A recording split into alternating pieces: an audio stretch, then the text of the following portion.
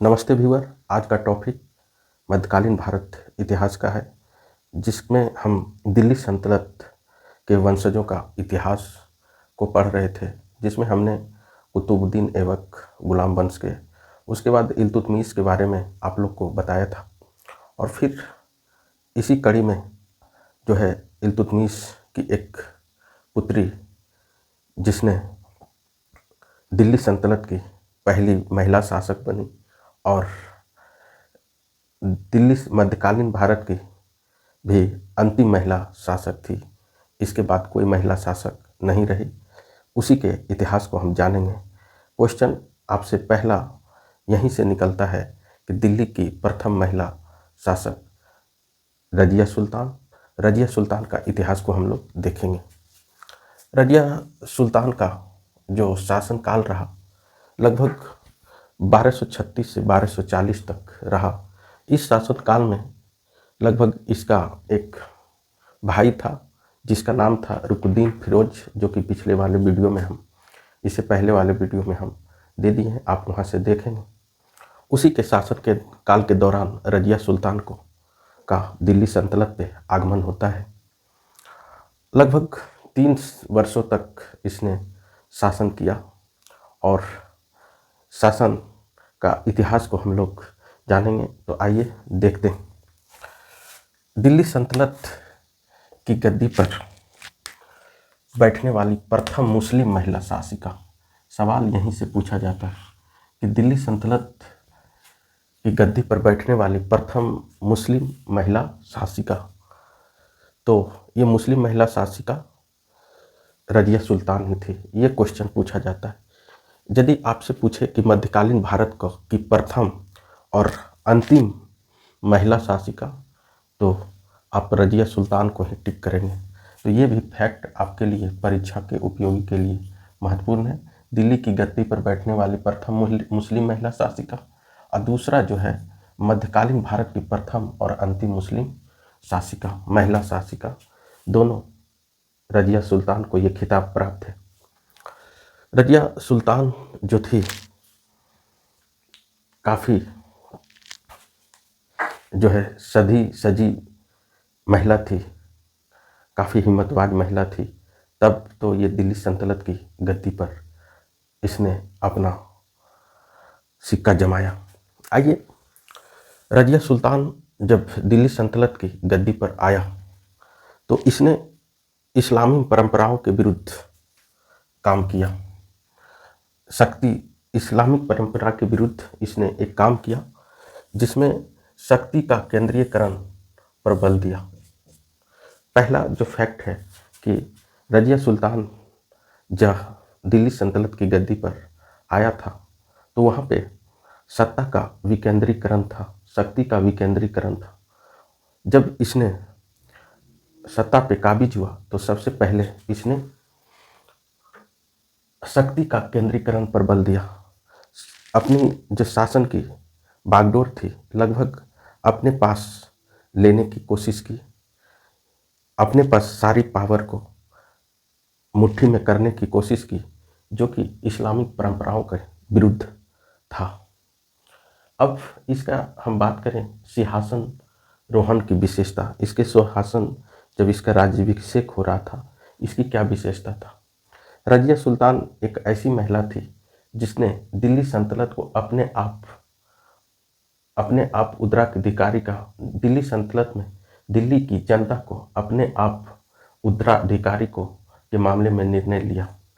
रजिया सुल्तान ही एक ऐसा महिला थी क्योंकि दिल्ली के शासकों के द्वारा उसका उत्तराधिकारी होता था, जिसमें रजिया सुल्तान ने, उसका पुत्र ही उत्तराधिकारी होता था शासक का, लेकिन रजिया सुल्तान ने उससे हट के काम किया और दिल्ली की जनता को अपने आप उत्तराधिकारी के मामले में निर्णय लिया। इस निर्णय में रजिया सुल्तान का नाम आता है। इसमें प्रत्यक्ष रूप से दिल्ली की जनता ने अपने आप उत्तराधिकारी मामले में निर्णय लिया और रजिया सुल्तान को गद्दी पर बैठाया। ये ऐतिहासिक चीज़ें हैं, लेकिन रजिया को जनता और अमीरों का भी साथ था। जनता को तो साथ था, लेकिन अमीर वर्ग का भी साथ था। लेकिन कुछ अमीर इसके विरुद्ध थे, जिसमें अन तुर्की अमीर निजामुल मुल्क, जुनैदी, कबीर खां और सलारी इसका विरोधी था। आप जानते हैं साथियों कि सत्ता में जब आप शिखर पे पहुंचेंगे तो आपका विरोधी का होना लाजमी होता है, क्योंकि तब ही सत्ता के शिखर पे आप सही से मुकाबला कर सकते हैं और सत्ता को चला सकते हैं। क्योंकि आज के दौर का जो शासन है, पक्ष विपक्ष का होना जरूरी चीज़ होती है। तो एक कुनबा रजिया का विरोधी भी था और दूसरा कुनबा रजिया का सपोर्ट में भी था। आइए, रजिया सुल्तान ने शासन चलाने के लिए, जनता में विश्वास कायम करने के लिए, जनता में एक शासक की भूमिका के लिए रजिया सुल्तान ने क्या क्या काम किए, आइए हम देखते हैं। रजिया सुल्तान ने सबसे पहला काम ये किया, इसने क्या किया कि ताकत को वृद्धि करने और व्यवहार में परिवर्तन लाया। पहला काम जो इसने क्या किया, ताकत में वृद्धि करने के लिए इसने शक्ति में को वृद्धि करने के लिए इसने सबसे पहला काम किया व्यवहार में परिवर्तन। आप दिल्ली सल्तनत में आगे हम देखेंगे बहुत से सुल्तान के बारे में, चाहे अलाउद्दीन खिलजी की बात हो, चाहे कुतुबुद्दीन, चाहे आप अलाउद्दीन खिलजी, मोहम्मद बिन तुगलक की बात करेंगे, बलबन की बात करेंगे, वहाँ पे आप देखेंगे कि सत्ता के लिए इसने अपने व्यवहार में परिवर्तन लाया। अपने कुछ शासक तो क्रूर व्यवहार में परिवर्तन लाया, क्रूरता का परिचय लाया, जिसमें किसी की मुंडी, सर को, अपने रिश्तेदार के सर को ही काट के अपना राज्याभिषेक किया, जिसमें अलाउद्दीन खिलजी की बात करेंगे। अलाउद्दीन खिलजी ने अपने चाचा के गर्दन को काट के थाल में सजा के, खून टपक रहा था और उसी दौरान ये राज्याभिषेक किया। ऐसा इसलिए किया कि जनता में खौफ हो, एक शासक के प्रति भय हो, ऐसा इसलिए किया।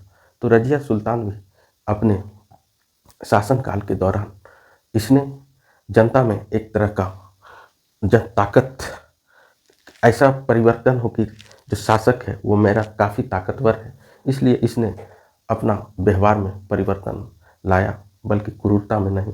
कुछ सुल्तान की क्रूरता के द्वारा अपने ताकत में वृद्धि किया, लेकिन रजिया सुल्तान ऐसा नहीं किया। रजिया सुल्तान न क्रूरता न भय दिखाकर, बल्कि अपने दिमाग और दिल से जो है ताकत में वृद्धि करने की कोशिश किया, जिसके तहत इसने पहला काम किया कि पर्दा प्रथा को ये ख़त्म किया।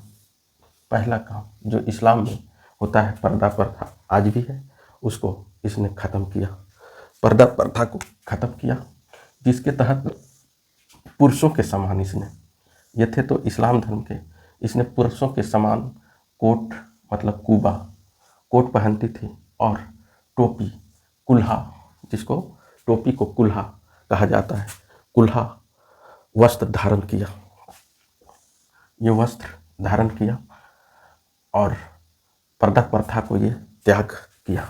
ये दरबार में जब आती थी तो इसकी मुंह खुला रहता था, जबकि इस्लाम धर्म में पर्दा प्रथा का काफ़ी अहम रोल है, आज भी है।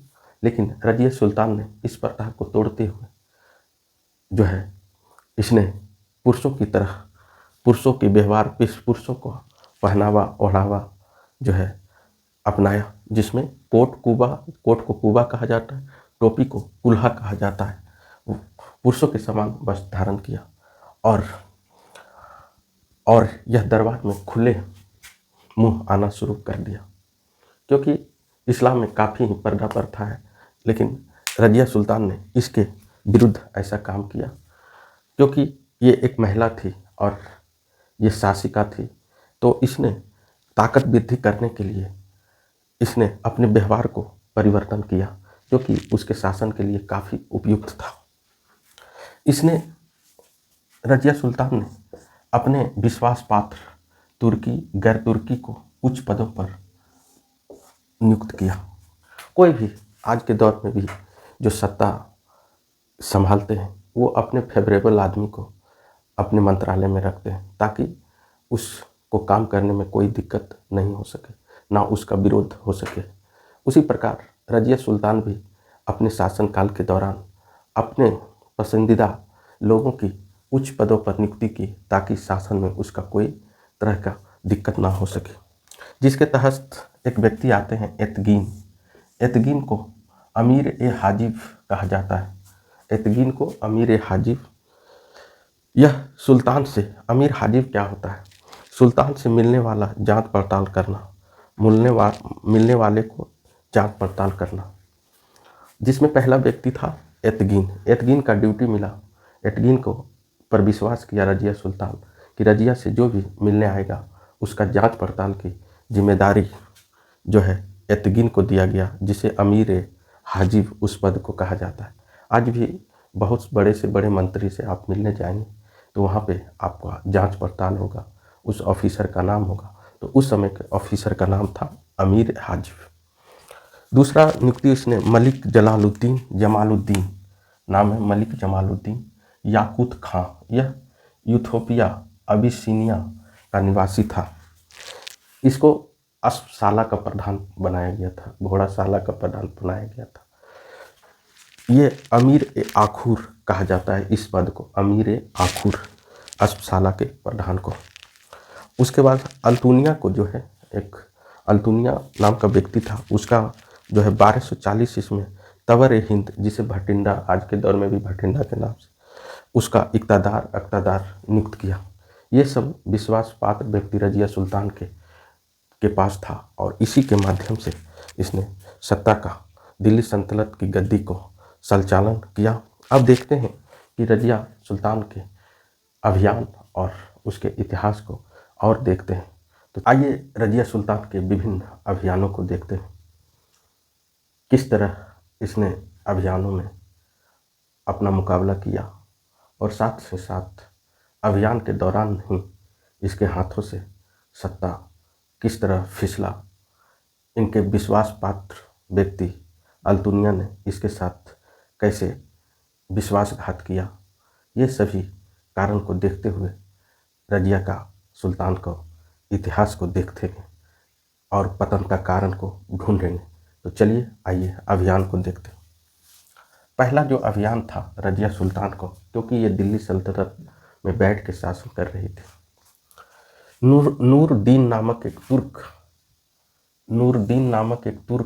के नेतृत्व में किरामित के खोखरों और अहमदिया संप्रदाय के संगठित रूप से विद्रोह कर दिया। नूरदीन नामक तुर्क के नेतृत्व में किरमित के खोखर, नूरदीन कोई तुर्क था, उसके नेतृत्व में किरामित खोखर एक लड़ाकू जाति होता था, पंजाब के साइड होता था वो। खोखरों और अहमदिया संप्रदाय, एक संप्रदाय था अहमदिया, संगठित रूप से विद्रोह हुआ, जिसका जो है दमन करने के लिए, शांत करने के लिए रजिया जो है योग्यतापूर्वक से किया और वहाँ उसने गया भी। शायद यही दिल्ली की गद्दी छोड़कर वहाँ जाना इसके सत्ता का पतन का कारण बना। यदि रजिया सुल्तान वहाँ नहीं जाती तो उसका सत्ता परिवर्तन नहीं हो सकता था, क्योंकि आज का भी दौर है। पहले राजतंत्र में ये होता था